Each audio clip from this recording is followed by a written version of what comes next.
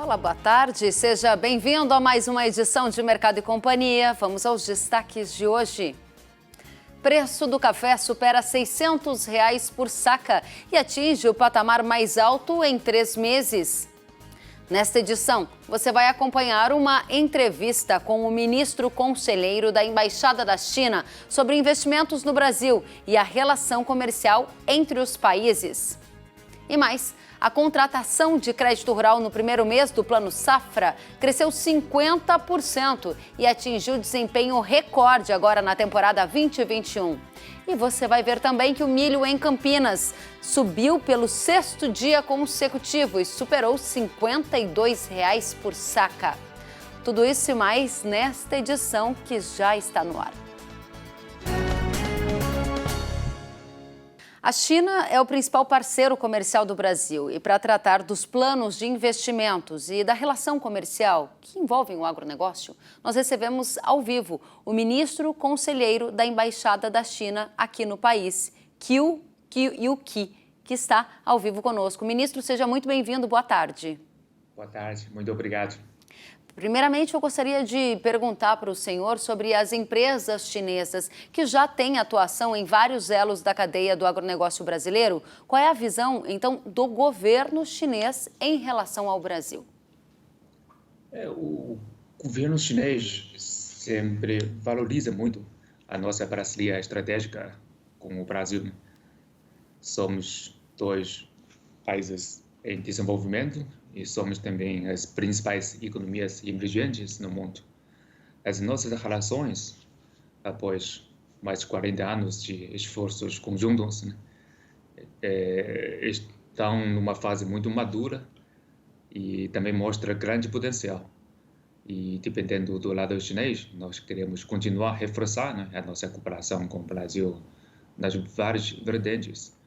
Além de reforçar as parcerias de cooperação nas áreas convencionais, queremos também explorar mais potencialidade da nossa cooperação para a época pós-pandemia, até para que nós possamos enfrentar melhor os desafios colocados pela essa pandemia, que é o nosso inimigo comum. E mesmo na área convencional, como a agronegócio, acho que podemos também ser mais corajosos e agressivos para que a nossa cooperação seja mais sofisticada, as nossas cadeias produtivas e de cadeias de valores também sejam mais avançados, mais integrados. Muito bem, o senhor falou em ser mais agressivo. O senhor me dizia também antes que o governo chinês tem um papel catalisador para comércio e investimento. Gostaria que o senhor explicasse, então, quais são os planos e o que significa ser mais agressivo nesta relação entre Brasil e China na relação de investimentos. Em termos de agressividade, nós achamos que, naturalmente, a China e o Brasil, como dois grandes países, duas grandes economias, já temos uma cooperação muito competitiva em termos de quantidade. O nosso comércio tem aumentado bastante nos últimos anos. O investimento chinês no Brasil também vem vindo a aumentar. Todavia, ainda podemos, como eu disse anteriormente, podemos sofisticar um pouquinho mais a nossa cooperação, diversificar a nossa pauta de comércio, expandir as áreas de atuação dos empresários dos dois lados. E do ponto de vista do governo, acho que os dois lados podem intensificar ainda mais o diálogo, aproveitando os mecanismos já estabelecidos entre os dois lados, para tentar criar um ambiente ainda mais propício para a nossa cooperação. Por exemplo, podemos discutir com mais agressividade a questão de facilitação de comércio, de livre comércio. Acho que tudo isso pode abrir caminhos ainda mais largos para a nossa cooperação no futuro, criar mais guarda-chuvas para a nossa cooperação, em vez de discutir os temas esporádicos. Muito bem. O senhor falou aqui neste nosso começo de conversa sobre os investimentos. E eu ainda foco neste ponto porque isso interessa demais a nossa audiência, que já percebe a atuação chinesa nos portos brasileiros, no interior do Brasil, via tradings, via empresas. E eu gostaria de entender com clareza quais são os planos. O senhor falou de uma cooperação estratégica e de uma cooperação mais agressiva. O foco está em ferrovias, em portos, já se sabe o montante de recursos que pretendem alocar aqui, porque eu sei que a China trabalha em planos plurianuais, não é? Sim. E, claro, nós temos que combinar também o nosso planejamento com o planejamento brasileiro, no âmbito, por exemplo, do PPI, Plano Nacional Brasileiro de Logística, etc.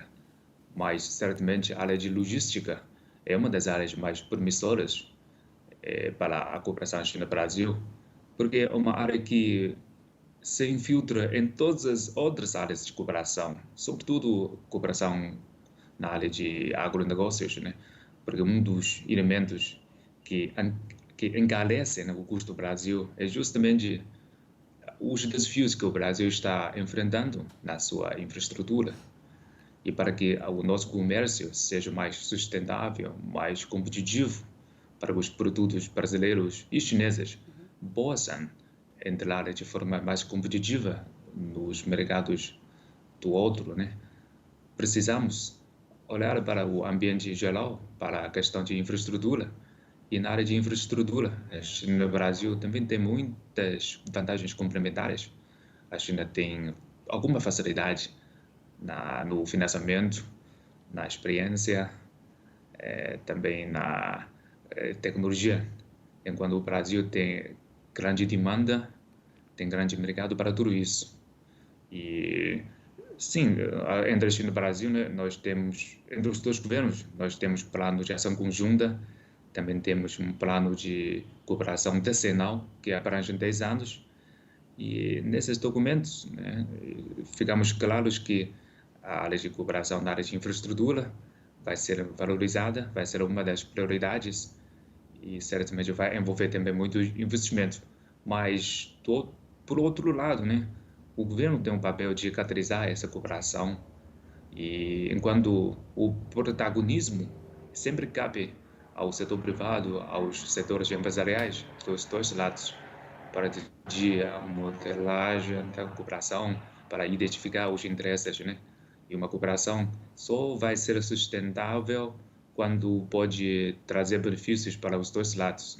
Muito bem. O senhor, na primeira parte da nossa conversa, destaca, então, os planos da China de investir na infraestrutura e de continuar numa relação de cooperação com o Brasil. Lembrando para a nossa audiência, a China é o principal parceiro comercial do Brasil. E o senhor, ministro, falou muito em governos. O presidente Jair Bolsonaro é simpático às ideias do presidente dos Estados Unidos, Donald Trump. Isso prejudica a relação entre Brasil e China? Como o senhor vê essa questão? Acho que nas relações internacionais, o fortalecimento de um certo relacionamento bilateral não necessariamente prejudica, né, o outro relacionamento bilateral. Nós esperamos que a cooperação Brasil e Estados Unidos não prejudica, né, o relacionamento China e Brasil. Aliás, que são dois relacionamentos totalmente compatíveis e não são excludentes. Se forem bem trabalhados, podem trazer benefícios para todos os países envolvidos. Agora, é importante, né, nós ficarmos alertados em relação a algumas manobras praticadas pelos Estados Unidos, que ultimamente têm mostrado a clara intenção de tentar atrapalhar a cooperação entre a China e os outros países, inclusive o Brasil, né? Através de medidas, ataques irresponsáveis ou até através de ameaças diretas e indiretas contra os outros países. Acho que isso aí é o perigo. Nós não vemos perigo no desenvolvimento de relação entre a China e os Estados Unidos, mas o que nos preocupa é essa postura agressiva, postura protecionista e até postura hegemônica, né, por parte dos Estados Unidos, ou melhor dito, né, por parte de alguns políticos dos Estados Unidos não necessariamente representa a opinião e o interesse da toda a sociedade norte-americana. A China pretende aumentar o tom ou ter alguma medida retaliatória nestes casos? Retaliação sempre não é nossa escolha preferida, né? Sempre queremos construir diálogos, parcerias com os outros países, num espírito de respeito mútuo, de respeito à soberania dos outros países, através de conversa, diálogo e melhor compreensão. Mas todo mundo acha que deveria ficar atento e alertado em relação às políticas práticas implementadas pelos Estados Unidos. A China, ministro, foi o país onde a gente teve, né, a origem do novo coronavírus. E a China recentemente embargou frigoríficos do Brasil. O Canal Rural teve acesso a um documento em que constava a informação de que a China quer que o Brasil faça a testagem em massa nos frigoríficos que tiveram caso de funcionários com Covid. E diz ainda neste documento que a China quer risco zero para importar alimentos pela preocupação que tem deste alimento ser algum vetor do vírus. Qual é a sua visão sobre este tema, hein? Acho que primeiro, talvez não seja muito correto, né, dizer que a origem do coronavírus surgiu na China. Sim, o primeiro surto aconteceu na China, mas enquanto a origem, né, acho que essa já é uma outra questão que já está sendo investigado, estudado, analisado pela comunidade científica, né? E agora, em relação ao comércio bilateral entre a China e o Brasil, a China, sim, tomou algumas medidas de precaução para reduzir, minimizar os riscos de contaminação eventual, né, que pode surgir no processo de processamento, transporte e embalagem dos alimentos. Mas são medidas temporárias que são sujeitos a ajustes constantes através de análise e critérios objetivos e também através de conversa entre as autoridades, né, entre os dois lados. E nesse momento, acho que a China já conversou de forma muito construtiva com o MAPA, né, para explicar o que pode ser e o que deveria ser feito, né, nesse processo. E contamos com uma colaboração muito produtiva por parte do MAPA e os produtores brasileiros. E eu não sei se vai ter essa testagem de todos os alimentos a serem exportados pelo Brasil, acho que não. Acho que precisamos esperar as notícias, as comunicações oficiais, né, para fazer esse julgamento. Muito bem. Até porque vale lembrar, né, ministro, a portaria que regula essa questão aqui no Brasil, ela não prevê a testagem em massa. Isso, se for uma cobrança efetiva da China, poderia causar alguma dificuldade e a China decidir por embargar novas plantas frigoríficas, dado que há uma desconfiança em relação aos alimentos serem vetores do novo coronavírus, mesmo que algumas pesquisas indiquem o contrário, ministro? Mas pode ter certeza que o nosso diálogo com o MAPA, né, é frequente, permanente e é muito atempado. E os dois lados têm mantido uma estreita comunicação para tirar dúvidas e pode ter certeza que o comércio bilateral entre a China e o Brasil não vai ser impactado de forma substancial. Muito bem.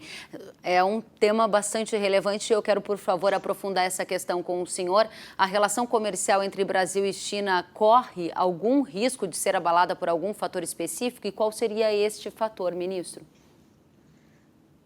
Se olharmos para os dados do primeiro semestre deste ano, acho que temos razões para ser bastante otimistas em relação ao nosso comércio.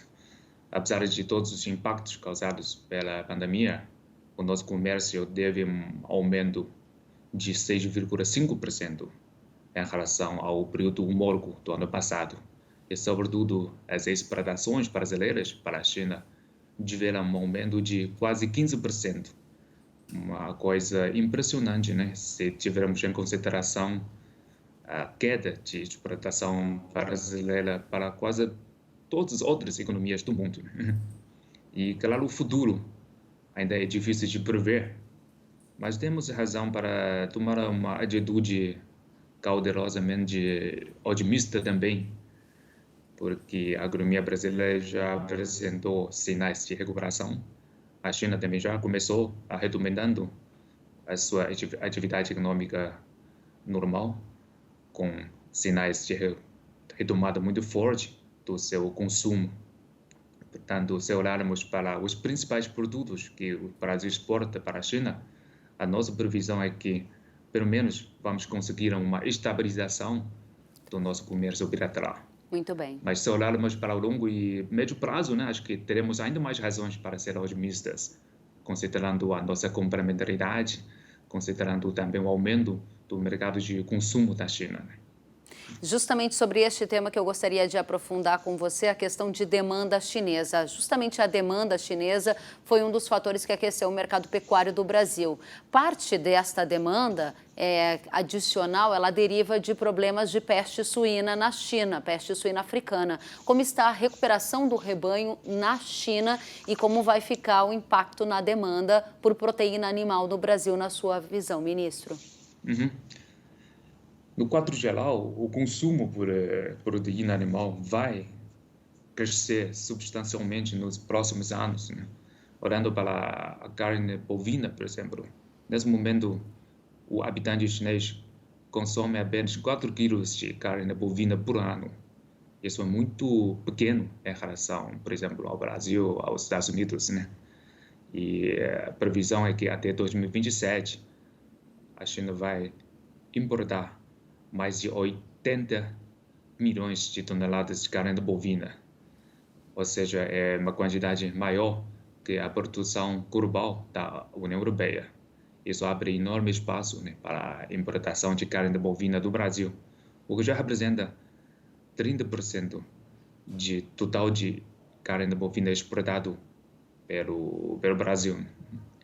E carne suína, né, nesse momento, ainda é a principal fonte de carne proteína animal na dieta chinesa. A China também é o maior consumidor e o maior produtor, né, de carne suína do mundo.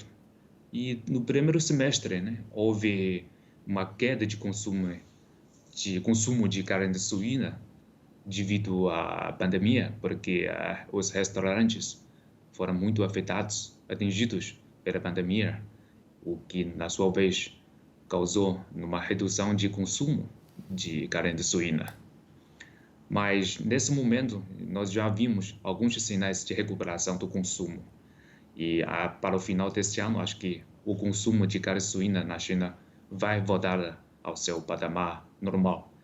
E, esse ano, né, ao mesmo tempo que houve uma redução de consumo de carne suína no primeiro semestre do ano, por outro lado, houve também um aumento de produção de carne suína na China, mas como uma consequência de retomar a produção depois de peste suína que atingiu a China pesadamente no ano passado, né? Muito bem. E, por outro lado, né, a tendência geral é que a China vai depender cada vez mais de importação para poder atender o seu consumo doméstico de carne suína. Ministro Kiu, eu quero já dizer que a gente agradece demais pelas suas informações, pelos esclarecimentos prestados à nossa audiência. Quero dizer que as portas ficam abertas para o senhor voltar mais vezes e detalhar ainda mais os planos da China em relação ao Brasil. Seja muito bem-vindo. Obrigada a você. Agradeço pelo convite mais uma vez. Obrigada, uma boa tarde. Agradeço ao senhor ministro da Embaixada da China no Brasil. Sentiu falta de algum conteúdo? Acesse canalrural.com.br.